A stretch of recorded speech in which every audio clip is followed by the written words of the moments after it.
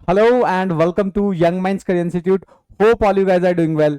तो आज के लेक्चर में हम स्टार्ट करने वाले हैं डेमोग्राफिक फैक्टर्स के बारे में, यानी समझेंगे कि किस तरीके से डेमोग्राफिक फैक्टर्स पॉपुलेशन को इंक्रीज करते हैं, डिक्रीज करते हैं, या पॉपुलेशन के ऊपर किस तरीके से इन्फ्लुएंस करते हैं। उन सभी चीजों को हम आज के लेक्चर में कवर करने वाले हैं। अगर आप चैनल पर नए हैं और अभी तक चैनल को सब्सक्राइब नहीं किया है तो आई अर्ज की चैनल को सब्सक्राइब कर लीजिए, अपने दोस्तों और शेयर कर लीजिए। तो डायरेक्टली मूव करते हैं अपने मेन टॉपिक के ऊपर।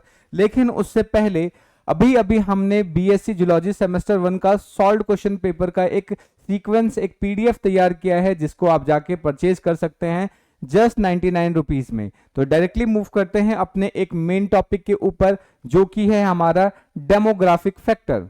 डेमोग्राफिक फैक्टर्स को अगर हमें समझना हो तो डेमोग्राफिक फैक्टर का सिंपल मतलब होता है पॉपुलेशन के पैरामीटर्स, यानी ऐसे पैरामीटर्स जो किसी पॉपुलेशन के ग्रोथ के बारे में, उसके स्टेबिलिटी के बारे में, उसके डिक्लाइन के बारे में, उसके अलावा कि पॉपुलेशन के अंदर बर्थ रेट कैसा है, डेथ रेट कैसा है, इमिग्रेशन हो रहा है या इमिग्रेशन हो रहा है, इन सभी चीजों को बताने वाले जो फैक्टर्स होते हैं, जो पैरामीटर्स होते हैं, उन्हीं को हम क्या नाम देते हैं? डेमोग्राफिक फैक्टर्स बोलते हैं। अब इन सभी चीजों को हम एक बार क्या करते हैं, पीपीटी की मदद से भी समझ लेते हैं, फिर आगे की तरफ बढ़ेंगे। तो यही चीज मैंने यहां पे मेंशन कर रखा है कि जो डेमोग्राफिक फैक्टर्स होते हैं वो क्या होते हैं? आपके पॉपुलेशन पैरामीटर्स होते हैं, ठीक है, जो ये बताते हैं कि किसी भी पॉपुलेशन के अंदर जो ग्रोथ है उसकी स्टेबिलिटी कैसी है, और उसके अंदर जो डिक्लाइन होता है वो किस तरीके से सारी चीजें हो पा रही हैं। उन सभी चीजों को बताने के लिए हमारे पास डेमोग्राफिक फैक्टर्स होते हैं, ठीक है। अब सबसे इंपॉर्टेंट चीज कि ये जो आपके जो डेमोग्राफिक फैक्टर्स हैं ये हमें डिस्क्राइब करते हैं कि किसी भी पॉपुलेशन के अंदर किसी भी तरीके का बदलाव कैसे होता है, यानी किसी भी पॉपुलेशन के अंदर किस तरीके से जो बदलाव होता है, जैसे कि बर्थ रेट क्या है उसके अंदर, डेथ रेट क्या है, इमिग्रेशन हो रहा है या इमिग्रेशन हो रहा है, इन सभी फैक्टर्स को वो बताता है। साथ के साथ हमें बताता है कि पॉपुलेशन डेंसिटी और उस पॉपुलेशन का स्ट्रक्चर कैसा है। इन सभी चीजों के बारे में कौन हमें एक्सप्लेन करता है? एक्सप्लेन करता है आपको डेमोग्राफिक फैक्टर्स, ठीक है। सो आई होप आपको ये डेफिनेशन अच्छे से समझ में आ गई होगी। डेमोग्राफिक फैक्टर का सिंपल मतलब क्या होता है? Population parameters. और पॉपुलेशन पैरामीटर्स के अंदर बहुत सारी चीजें आ जाती हैं, birth rate, death rate, immigration, dispersal, ये सारी चीजें, क्योंकि ये सारी चीजें क्या है? पॉपुलेशन की डेंसिटी को इन्फ्लुएंस कर रहा होता है। तो वो सारे फैक्टर्स जो पॉपुलेशन को इन्फ्लुएंस कर रहा हो, उन सभी को हम किस नाम से जानेंगे? डेमोग्राफिक फैक्टर्स के नाम में जानेंगे, ठीक है। अब हम क्या करेंगे, वन बाय वन जितने भी डेमोग्राफिक फैक्टर्स होते हैं सबको डिटेल में पढ़ने वाले हैं, ठीक है। सो आई होप आपको चीजें अच्छे से समझ में आ रही होंगी। अगर फिर भी कोई डाउट रह जाता है, कोई सजेशन है, तो आप कमेंट करके बता सकते हैं। अगर इसके अलावा इस लेक्चर का पीडीएफ आपको डाउनलोड करना है तो डायरेक्टली आप मेरे एप्लीकेशन से डाउनलोड कर सकते हैं, ठीक है। अब बात करते हैं, ये जो डेमोग्राफिक फैक्टर है, अब ये इंपॉर्टेंट क्यों है? क्योंकि जो डेमोग्राफिक फैक्टर है ये वाइटल है, ताकि डेमोग्राफिक फैक्टर की मदद से हम क्या समझ सकते हैं कि किसी भी पॉपुलेशन के अंदर ग्रोथ का ट्रेंड कैसे है, कि पॉपुलेशन बहुत ज्यादा स्टेबलाइजिंग पॉपुलेशन है, डिक्लाइनिंग पॉपुलेशन है, या एक्सपेंडिंग पॉपुलेशन है। इन सभी चीजों के बारे में हम इसी से समझते हैं। ग्रोथ के ट्रेंड को बता रहा है। ग्रोथ के ट्रेंड का मतलब कि जो पॉपुलेशन है किस तरीके का है, एक्सपेंडिंग टाइप का है, क्या ये पॉपुलेशन एक्सपेंडिंग टाइप का है, क्या ये डिक्लाइनिंग है, या ये स्टेबल नेचर का है, किस तरीके का पॉपुलेशन है, उसका पॉपुलेशन ग्रोथ ट्रेंड क्या है, उसके बारे में हमें ये बताता है डेमोग्राफिक फैक्टर। उसके अलावा अगर हम बात करें तो इस पर्टिकुलर डेमोग्राफिक फैक्टर से हम समझ सकते हैं कि किसी भी पॉपुलेशन के अंदर बैलेंस है या फिर वो पॉपुलेशन इम्बैलेंस है। इन चीजों के बारे में हमें पता चलता है। साथ के साथ हम ये प्लान कर सकते हैं कि उस पर्टिकुलर पॉपुलेशन के अंदर वाइल्ड लाइफ मैनेजमेंट को समझ सकते हैं। साथ के साथ हम ये भी समझ सकते हैं कि उसके अंदर कंजर्वेशन की अगर रिक्वायरमेंट है तो उसके लिए हम कंजर्वेशन स्ट्रेटेजीज को बना सकते हैं। तो इन सभी चीजों के लिए अगर हम बात करें तो डेमोग्राफिक फैक्टर बहुत ही ज्यादा एसेंशियल होता है, बहुत ही ज्यादा इंपॉर्टेंट होता है, ठीक है। सो आई होप आपको ये चीज अच्छे से समझ में आ रही होंगी। अब हम बात करेंगे नेटिलिटी के बारे में। नेटिलिटी का सिंपल मतलब होता है बर्थ रेट, यानी कि कितने बच्चे पैदा हो रहे हैं, कितने बच्चे जन्मे हैं, ठीक है, उसको हम बोलते हैं बर्थ रेट, ठीक है। तो इसको कैसे समझ सकते हैं? इसको समझने के लिए हमें यह ध्यान रखना होगा, सपोज करो ये किसी भी जगह की एक एग्जिस्टिंग पॉपुलेशन है। ये मान लेते हैं कोई एक जगह है, फॉर एग्जाम्पल मैं गाजियाबाद में रहता हूं, तो ये मान लेते हैं गाजियाबाद है। ठीक है, तो गाजियाबाद है। अब यहाँ पर क्या है, ऑलरेडी बहुत से लोग रहते होंगे, तो यहाँ पे कुछ पॉपुलेशन एग्जिस्टिंग है, ठीक है। अब ये जो एग्जिस्टिंग पॉपुलेशन है, ये एग्जिस्टिंग पॉपुलेशन बाय बर्थ, यानी इसके अंदर अगर सपोज करते हैं इन पॉपुलेशन के अंदर ऑब्वियस सी बात है रिप्रोडक्शन हो रहा होगा, क्योंकि सेम इंडिविजुअल के बीच में क्या होता है, इंटरब्रीडिंग होता है। अब यहां पर क्या होगा, इन पॉपुलेशन की वजह से ये पॉपुलेशन क्या करेंगे, कुछ बच्चे पैदा करेंगे, ठीक है, कुछ यहां पे बर्ड्स होंगे, ठीक है, और उससे क्या होगा, न्यू बेबीज का फॉर्मेशन होगा। क्या होगा, न्यू बेबीज का फॉर्मेशन होगा। तो बेसिकली जो एग्जिस्टिंग पॉपुलेशन है वो कितने न्यू बर्ड्स को प्रोड्यूस करते हैं, कितने नए यंग वंस को प्रोड्यूस करते हैं, वही क्या कहलाएगी, उस जगह की बर्थ रेट कहलाएगी। सो हम बोल सकते हैं बर्थ रेट क्या होता है कि नेटिलिटी या birth rate refers to the rate at which new individuals, यानी नए इंडिविजुअल्स या new young ones are added to a population through reproduction. और रिप्रोडक्शन का मतलब यहां पे क्या है, बाय बर्थ, हैचिंग, जर्मिनेशन, इनमें से किसी भी तरीके से हो सकता है। यानी कि जो एग्जिस्टिंग पॉपुलेशन है, उन एग्जिस्टिंग पॉपुलेशन के अंदर रिप्रोडक्शन की वजह से जो नए इंडिविजुअल का एडिशन हो रहा है, वही एडिशन क्या कहलाएगा, वहां का बर्थ रेट कहलाएगा। तो इसको हम कैसे समझ सकते हैं कि बर्थ रेट का फॉर्मूला हमारे पास क्या होगा, number of birds per unit time divided by total population. यानी जो टोटल पॉपुलेशन है वो यूनिट टाइम के अंदर, एक पर्टिकुलर यूनिट टाइम के अंदर कितने नए बर्ड्स प्रोड्यूस कर रहे हैं, कितने नए इंडिविजुअल ऐड कर रहे हैं, उसको अगर हम डिवाइड दे दें, उसको इस फॉर्म में लिख दें, तो क्या पता चल जाएगा, हमें उस पर्टिकुलर जगह का बर्थ रेट पता चल जाएगा। तो सिंपल सा फॉर्मूला है जो आपको याद रखना है, birth rate is number of birds per unit time divided by total population. यानी टोटल पॉपुलेशन ने, यानी एग्जिस्टिंग पॉपुलेशन ने कितने नए इंडिविजुअल्स को ऐड किया, उसको जब हम डिवाइड देख के बताएंगे तो हमें क्या पता चल जाएगा कि वहां का बर्थ रेट समझ में आ जाएगा। इसको एक एग्जांपल की मदद से समझ लेते हैं। सपोज कीजिए कि मान लेते हैं कि इस गाजियाबाद की जो पॉपुलेशन है वो 1000 है, यानी यहां पर 1000 लोग रहते हैं, ठीक है। अब इन 1000 लोगों ने एक सर्टेन टाइम के अंदर मान लेते हैं कि फॉर एग्जाम्पल 300 नए इंडिविजुअल्स को ऐड किया, ठीक है। तो ये 300 न्यू इंडिविजुअल हैं, या बोल सकते हैं न्यू बेबीज हैं, ये न्यू बेबीज हैं। तो अब हमें देखना है कि इसका बर्थ रेट क्या है, गाजियाबाद का बर्थ रेट क्या है। तो कैसे निकालेंगे, ये नए इंडिविजुअल कितने ऐड किए हमने, 300, और ये 300 किसके थ्रू ऐड हुए, इन 1000 लोगों के थ्रू। तो ये 1000 लोग यहां से डिवाइड देंगे, तो ये क्या होगा, इससे काट देंगे तो आ गया 0.3। तो बर्थ रेट कितना आ जाएगा, यहां पे 0.3 का होगा, ठीक है। तो इस तरीके से हम बर्थ रेट को कैलकुलेट करते हैं। अब बर्थ रेट क्या है, एक टाइप का पॉजिटिव फैक्टर होता है। पॉजिटिव फैक्टर का मतलब क्या है कि इससे हमें बेसिकली ये पता चल रहा है कि किसी भी पॉपुलेशन के अंदर ग्रोथ हो रहा है, इंडिविजुअल का एडिशन हो रहा है। तो जब भी इंडिविजुअल का एडिशन होता है तो ऐसे को हम क्या बोलते हैं, पॉजिटिव फैक्टर्स बोलते हैं, क्योंकि ये फैक्टर पॉपुलेशन के साइज को इंक्रीज करने में हेल्प करता है। तो ये बात आपको अच्छे से याद रखनी है। सो आई होप आपको बर्थ रेट अच्छे से समझ में आ गया होगा, ठीक है।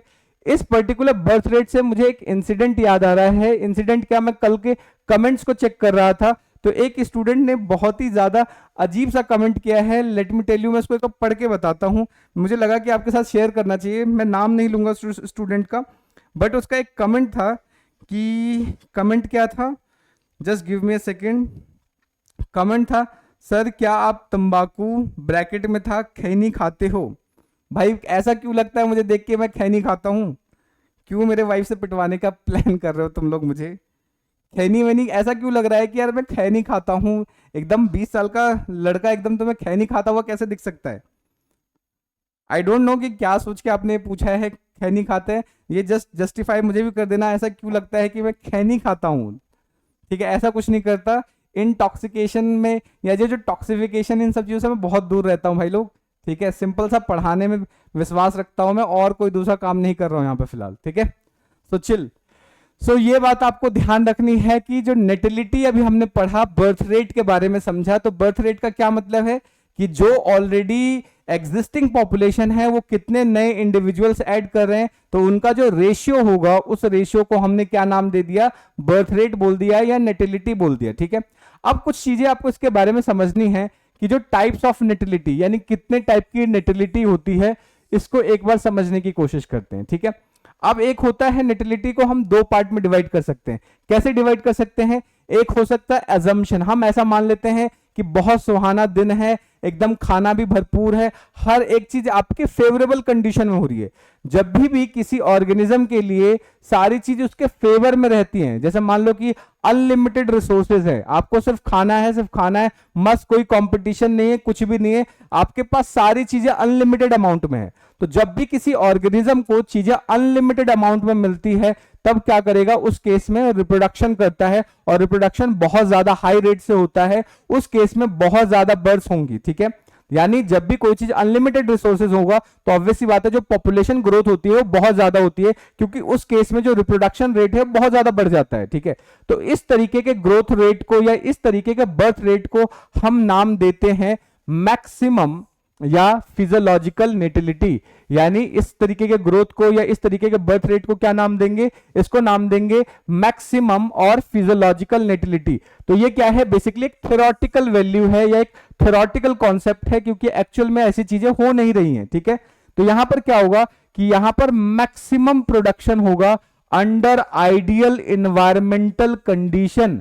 Under ideal environmental condition, ideal environmental condition का मतलब क्या है कि भगवान ने आपको सब कुछ एकदम मस्त सा दे रखा है, कोई टेंशन ही नहीं है लाइफ में। ठीक है, मजे से आपको क्या है, अनलिमिटेड रिसोर्सेज एक्सेस हो रहे हैं, सारे रिसोर्स आपके पास अनलिमिटेड है। ठीक है, तो जब आपके पास अनलिमिटेड रिसोर्सेज है और एक भी तरीके से मोर्टेलिटी नहीं हो रही है, मृत्यु नहीं हो रही है, तो ऑब्वियस सी बात है जो पॉपुलेशन ग्रोथ है, जो बर्थ रेट है, बहुत ज्यादा हाई हो जाता है। तो इस तरीके के नेटिलिटी को हम क्या नाम देंगे, मैक्सिमम और फिजियोलॉजिकल नेटिलिटी बोलेंगे। ठीक है, नेक्स्ट एग्जाम्पल के तौर पर वही मैंने यहां पे लिख रखा है कि मान लेते हैं जो रैबिट्स हैं वो थ्योरेटिकली उनके पास बहुत ज्यादा अच्छा अनलिमिटेड अमाउंट में रिसोर्सेज है, जिसकी वजह से वो हंड्रेड्स ऑफ ऑफस्प्रिंग को एनुअली प्रोड्यूस कर रहे हैं।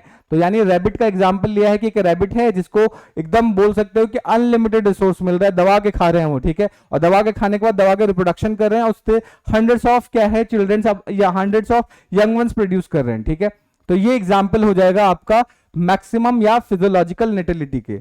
नेक्स्ट अगर हम बात करें तो दूसरा आपका होता है रियलाइज्ड नेटिलिटी, या फिर इसको हम इकोलॉजिकल नेटिलिटी भी बोलते हैं। अब ये रियलाइज क्या है, भगवान आपको एक तमाचा मार के कह रहा है भैया सपने से जागो, यहां पे सारी चीजें अनलिमिटेड नहीं है, क्योंकि आप जिस एनवायरनमेंट में रहते हो वहां पर और भी लोग रहते हैं। अब जब और भी लोग रहते हैं उनके लिए भी रिसोर्सेज वही हैं जो आपको अवेलेबल की जा रही हैं। तो जब अगर सपोज करो एक इकोलॉजी के अंदर अगर ये हम पढ़ेंगे कि आपके पास रिसोर्सेज जब लिमिटेड अमाउंट में होता है तो उस केस में दूसरे ऑर्गेनिज्म के साथ आप कंपटीशन करते हो, कंपटीशन होगा, और जो कंपटीशन होता है तो उसके अंदर जो सबसे ज्यादा फिट है वो ज्यादा अच्छे से रिसोर्स को एक्सेस कर सकता है। तो उस केस में क्या होगा कि जो रिप्रोडक्शन रेट है वो कम हो जाता है, उस रेट से ग्रोथ देखने को नहीं मिलती जिस रेट से अनलिमिटेड वाली सिचुएशन में आपको मिल रही थी। ठीक है, तो यहां पे सारी चीजें क्या है, लिमिटेड में है। ठीक है, अब यहां पे आपको ऐसा नहीं है कि आराम से बस खाना है, रिप्रोडक्शन करना है, अब यहां पे आपको कॉम्पीट करना पड़ेगा। ठीक है, और जब भी आप कॉम्पीट करोगे तो ऑब्वियस सी बात है कि आपकी जो एफिशिएंसी है उसमें कमी आने वाली है, और जब एफिशिएंसी में कमी आएगी तो ऑब्वियस सी बात है जो रिप्रोडक्शन रेट है उसमें कमी आ जाएगी। तो इसी तरीके के जो नेटिलिटी है उसको क्या नाम देंगे, इकोलॉजिकल या रियलाइज्ड नेटिलिटी बोलते हैं। तो इसका मतलब क्या है, इसको हम बोल रहे हैं एक्चुअल बर्थ रेट। ये क्या है, एक्चुअल बर्थ रेट है observed in nature under existing environmental condition, यानी जो उस समय सिचुएशन में एनवायरमेंटल कंडीशन प्रेजेंट है उसके अंदर किस तरीके से बर्थ रेट्स है उसके बारे में बात कर रहे हैं। यानी कि जो फूड है वो लिमिटेड है, साथ के साथ वहां पर प्रिडेशन का खतरा भी है, डिजीज का भी खतरा है, यानी एक्चुअल एनवायरमेंटल कंडीशन के अंदर जो एक्चुअल रिप्रोडक्शन रेट है उसके बारे में हम बात कर रहे हैं। तो इस तरीके के रिप्रोडक्शन को हम क्या बोलेंगे, रियलाइज्ड या इकोलॉजिकल नेटिलिटी बोलेंगे। ठीक है, अब इस केस में क्या होगा कि ये जो वैल्यू है रियलाइज्ड नेटिलिटी है वो ऑब्वियस सी बात है वो लोअर होगा, किससे, फिजियोलॉजिकल नेटिलिटी से होगा। ठीक है, सो आई होप आपको यहां तक की चीजें अच्छे से समझ में आ रही होंगी। अगर फिर भी कोई डाउट है, कोई सजेशन है तो आप कमेंट करके बता सकते हैं।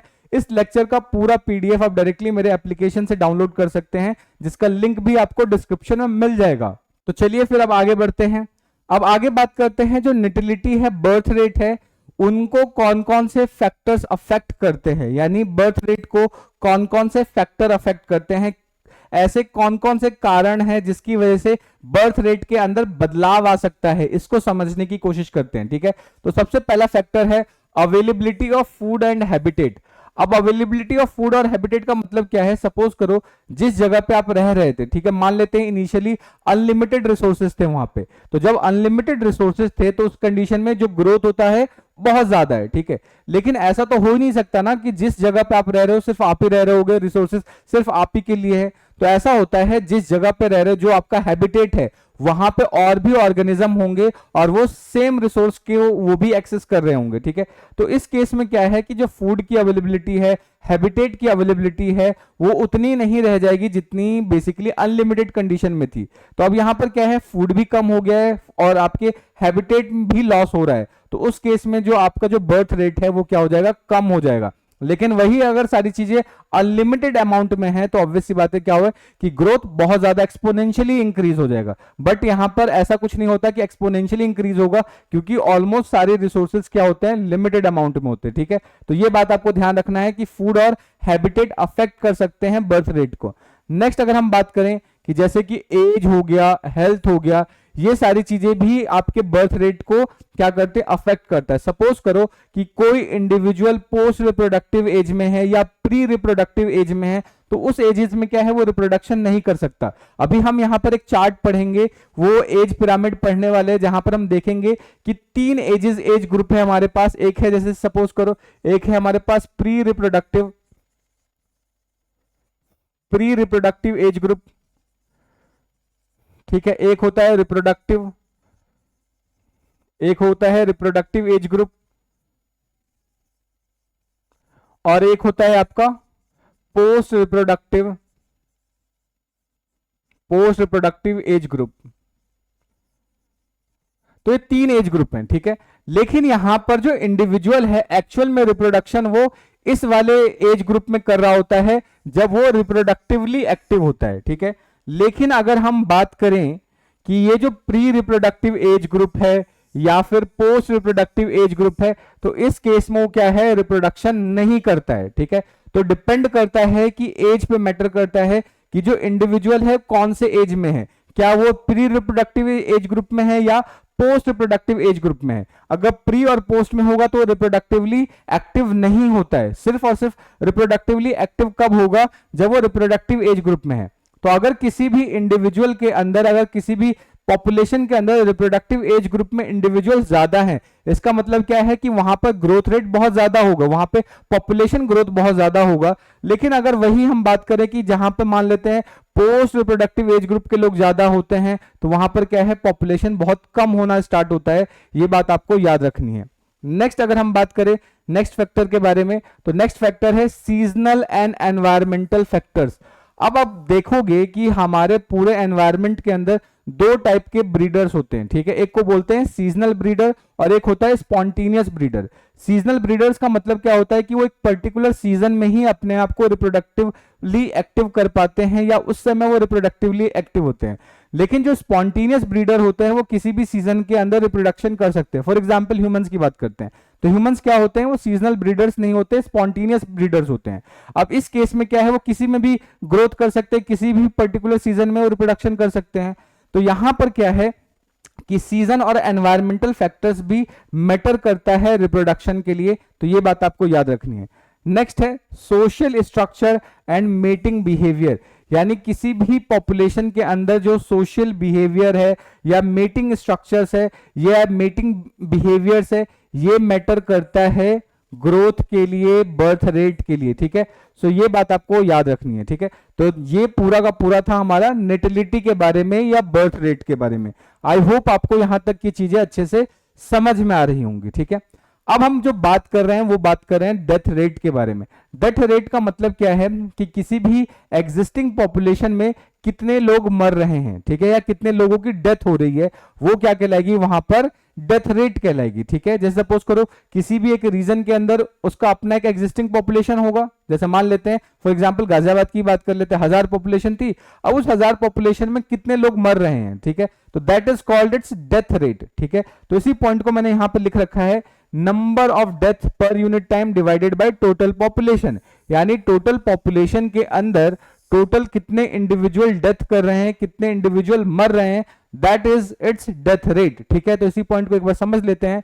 मोर्टेलिटी या death rate refers to rate at which individual die in a population during period given period of time, यानी किसी गिवन पीरियड ऑफ टाइम में किसी एग्जिस्टिंग पॉपुलेशन के अंदर कितने लोग मर रहे हैं, वो उस पर्टिकुलर जगह की या उस एग्जिस्टिंग पॉपुलेशन की डेथ रेट कहलाएगी। ठीक है, ये बात आपको याद रखना है। अब क्योंकि डेथ रेट की वजह से पॉपुलेशन में डिक्रीज आ जाती है, कमी आ जाती है, तो इसलिए इसको हम क्या बोलेंगे कि ये एक नेगेटिव फैक्टर है। क्योंकि ये नेगेटिव फैक्टर क्यों है, क्योंकि इसकी वजह से पॉपुलेशन के साइज में डिक्रीज आ जाती है, कमी आ जाती है। ठीक है, तो ये बात आपको अच्छे से याद रखना है। ठीक है, नेक्स्ट अब बात करते हैं टाइप्स ऑफ मोर्टेलिटी या टाइप्स ऑफ डेथ रेट। ठीक है, तो जिसमें से सबसे पहला है मिनिमम और स्पेसिफिक मोर्टेलिटी। ठीक है, नेक्स्ट क्या है हमारे पास, मिनिमम और स्पेसिफिक मोर्टेलिटी। अब ये क्या है कि ये जो डेथ रेट है ये कब हो रहा होता है, आइडियल कंडीशन में, नॉन स्ट्रेसफुल कंडीशन में, यानी कि आदमी विदाउट स्ट्रेसफुल या बोल सकते हैं नॉर्मल डेथ है ये। ठीक है, तो ये इसको हम क्या बोलते हैं, मिनिमम या स्पेसिफिक मोर्टेलिटी बोलते हैं। ठीक है, लेकिन वही अगर हम बात करें इकोलॉजिकल और रियलाइज्ड मोर्टेलिटी की, तो यहां पर हम क्या देखेंगे कि ये बेसिकली एक्चुअल डेथ रेट है। अब ये एक्चुअल डेथ रेट क्यों है, क्योंकि बहुत सारे ऐसे एनवायरमेंटल फैक्टर्स होते हैं जो डेथ को प्रमोट करते हैं। ठीक है, तो यहां पर क्या होगा, जैसे सपोज करो प्रिडेशन हो गया, प्रिडेशन का खतरा हो गया, यानी कि कोई भी प्रिडेटर किसी प्रे को मार रहा है तो प्रिडेशन का खतरा हो गया, कंपटीशन का खतरा हो गया, डिजीज का खतरा हो गया। तो ये सारी चीजें भी तो हमारे एनवायरनमेंट में एग्जिस्ट करती हैं जो डेथ को प्रमोट करती हैं। इसलिए जो रियलाइज्ड है इसको हम क्या बोलते हैं, ये एक्चुअल डेथ रेट है। तो ये आपको ध्यान रखना है। ठीक है, तो दो टाइप के डेथ रेट है, एक है नॉर्मल नॉन स्ट्रेसफुल कंडीशन में डेथ और एक है एक्चुअल डेथ रेट। ठीक है, तो ये बात आपको अच्छे से याद रखनी है। नेक्स्ट अगर हम बात करें कि कौन कौन से ऐसे फैक्टर हैं जो डेथ रेट को प्रमोट करते हैं, तो उसको समझ लेते हैं। तो सबसे पहला है किसी भी पॉपुलेशन का एज कॉम्पोजिशन। किसी भी पॉपुलेशन का क्या है, एज कॉम्पोजिशन। तो एज कॉम्पोजिशन का मतलब क्या होता है, इसको एक बार समझ लेते हैं। तो एज कॉम्पोजिशन की अगर हम बात करें यहां पर, सबसे पहला है किसी भी पॉपुलेशन का एज कॉम्पोजिशन। ठीक है, अभी यहां पर हम एक समझेंगे सर्वाइवरशिप कर्व।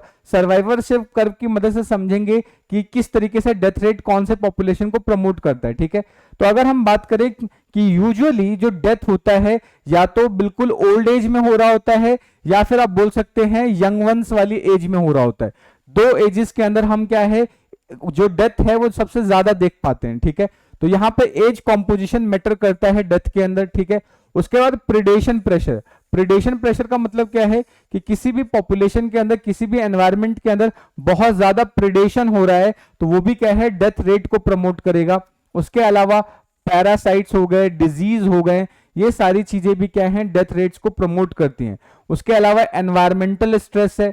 एनवायरमेंटल स्ट्रेस का मतलब क्या है कि सपोज करो टेम्परेचर बहुत ज्यादा हो रहा है, पॉल्यूशन बहुत ज्यादा हो रहा है। फॉर एग्जांपल अभी आप लोग देख रहे होंगे दिल्ली के अंदर बहुत ज्यादा पॉल्यूशन है। ठीक है, अब ये जो पॉल्यूशन है बेसिकली क्या करेगा, ये सिंपल सी मोर्टेलिटी को ही तो इंक्रीज करवा रहा है। बिकॉज जो हमारी स्टेट मशीनरीज है वो सारी फेल हो रही हैं, हम कंट्रोल ही नहीं कर पा रहे हैं पॉल्यूशन को, कि किस तरीके से हमारे पास ऐसा कोई मेथड ही नहीं है कि जिससे इस पॉल्यूशन को कंट्रोल कर पाए। आप कंटिन्यूसली इस पॉल्यूशन की वजह से धीरे धीरे जो मान लेते हैं जो यंग एज में है या जो बहुत ज्यादा ओल्ड एज में है वो क्या है, उस पर्टिकुलर कंडीशन को झेल ही नहीं पाएंगे और उससे क्या होगा, डेथ होना स्टार्ट होगा। तो ये जो टेम्परेचर है, पोल्यूशन है, ये क्या करते हैं, ये फैक्टर्स भी डेथ रेट को प्रमोट करते हैं। ये बात आपको याद रखना है। उसके अलावा है फूड अवेलेबिलिटी। अगर सपोज करो किसी जगह पे फूड अवेलेबिलिटी है ही नहीं, फूड की स्कार्सिटी है, तो उस केस में क्या होगा, ऑब्वियस सी बात है कि फूड स्कार्सिटी की वजह से लोग मरना स्टार्ट करेंगे। तो ये भी एक फैक्टर है जो कि डेथ रेट को प्रमोट करता है। ये बात आपको अच्छे से याद रखनी है। ठीक है, अब यहाँ पे अभी जिस मैं बात कर रहा था आपसे सर्वाइवरशिप कर्व के बारे में, इसको डिटेल हम आगे आने वाले लेक्चर्स के अंदर करेंगे। बस अभी मैं आपको थोड़ा सा समझा देता हूं। ठीक है, तो ये जो आप कर्व देख रहे हो, इस कर्व को हम बोलते हैं सर्वाइवरशिप कर्व। ठीक है, इस सर्वाइवरशिप कर्व के अंदर आपको बेसिकली तीन टाइप का कर्व देखने को मिलता है, जिसमें से टाइप 1 है, ये टाइप 2 है और ये टाइप 3 है। तो बेसिकली तीन टाइप के कर्व देखने को मिलता है। तो जो टाइप 1 वाला कर्व है, इस वाले कर्व के अंदर हम देखेंगे कि आपको यहां पर पेरेंटल केयर देखने को मिलता है। टाइप 1 जो कर्व है वो पेरेंटल केयर को रिप्रेजेंट करता है।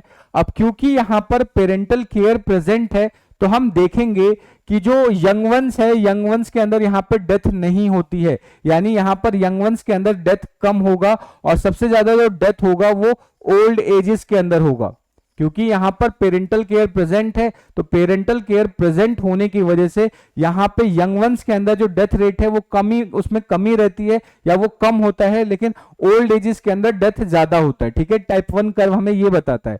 टाइप 1 कर्व को हम बेसिकली अब आगे जाके जब पढ़ेंगे तो स्पेशलिस्ट भी बोलते हैं, यानी यहां पर जो पाए जाने वाले जो ऑर्गेनिज्म होते हैं उनको हम स्पेशलिस्ट बोलते हैं। ठीक है, के सिलेक्शन कर्व बोलते हैं, के सिलेक्शन हो सकता है या स्पेशलिस्ट बोल सकते हैं। ठीक है, लेकिन अगर वही टाइप 2 कर्व की बात करें तो टाइप 2 कर्व हमें यह बताता है कि यहां पे जो डेथ रेट होता है वो कांस्टेंट होता है। लेकिन अगर हम टाइप 3 की बात करें तो यहां पर इस टाइप 3 के अंदर पेरेंटल केयर एब्सेंट होता है। यहां पर क्या होगा, पेरेंटल केयर एब्सेंट होगा। अब क्योंकि यहां पर पेरेंटल केयर एब्सेंट है तो उस केस में होगा क्या कि सबसे ज्यादा जो डेथ रेट होती है यहां पे यंग वंस की होती है। ठीक है, तो यंग वंस की सबसे ज्यादा डेथ होगी। ठीक है, यहां पे यंग वंस की सबसे ज्यादा डेथ होती है और ओल्ड एजेस के अंदर डेथ कम देखने को मिलती है। ठीक है, तो ये बात आपको इस सर्वाइवरशिप कर्व से याद रखना है। और यहां पे जो पाए जाने वाले जितने भी ऑर्गेनिज्म हैं उनको जनरलिस्ट बोलते हैं, इनको जनरलिस्ट या फिर आर सिलेक्शन बोलते हैं और इनको हम स्पेशलिस्ट बोलते हैं। अब ये स्पेशलिस्ट और जर्नलिस्ट क्या होता है इनको आने वाले लेक्चर्स के अंदर हम और ज्यादा डिटेल करेंगे। बस अभी एक बार इस कर्व को समझा देता हूं मैं यहाँ पे। ठीक है, तो 3 टाइप के हमें सर्वाइवरशिप कर्व देखने को मिलता है, जिसमें मैंने बताया टाइप 1। तो टाइप 1 में क्या होता है, लो मोर्टिलिटी रेट देखते हो यंग वंस के अंदर और हाई कहां देखने को मिलता है, ओल्ड एजेस के केस में। तो एग्जाम्पल के तौर पर आ गया ह्यूमन, लार्ज मैमल्स के अंदर ये बातें हम देख सकते हैं। ठीक है, वही अगर टाइप 2 की बात करें तो टाइप 2 के अंदर क्या होता है, कांस्टेंट मोर्टिलिटी होती है through out the life. Example के तौर पे बर्ड्स एंड रोडेंट्स आ जाएगा। और टाइप 3 की बात करें तो यहाँ पे हाई मोर्टिलिटी आप देखते हो अर्ली लाइफ के अंदर, यंग वंस के अंदर।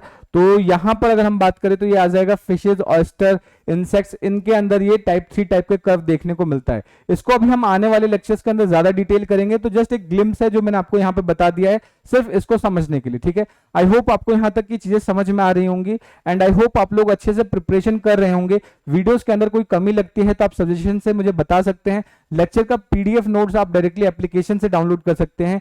आई अर्ज की पढ़ाई स्टार्ट कर दीजिए, आपको उस समय अच्छे से पढ़ना होगा। इसके अलावा अगर कोई गवर्नमेंट एग्जाम्स की प्लानिंग भी कर रहे हो, जूलॉजी ऑप्शनल अगर यूपीएससी देना चाह रहे हो, जूलॉजी ऑप्शनल का अगर प्लान कर रहे हो, तो ये सारे लेक्चर्स आपके लिए बहुत ज्यादा बेनिफिशियल होने वाले हैं। ठीक है, तो इसी के साथ हमारा आज का लेक्चर यहीं पर समाप्त होता है। Hope you have enjoyed the session. ज्यादा पके नहीं होंगे, लेकिन अगर फिर भी कोई चीज दिक्कत है, लेक्चर में किसी चीज की इंप्रूवमेंट की रिक्वायरमेंट है, तो आप सजेशन आप कमेंट करके मुझे बता सकते हैं। मिलते हैं नेक्स्ट वीडियो में, तब तक के लिए जय हिंद दोस्तों, थैंक यू।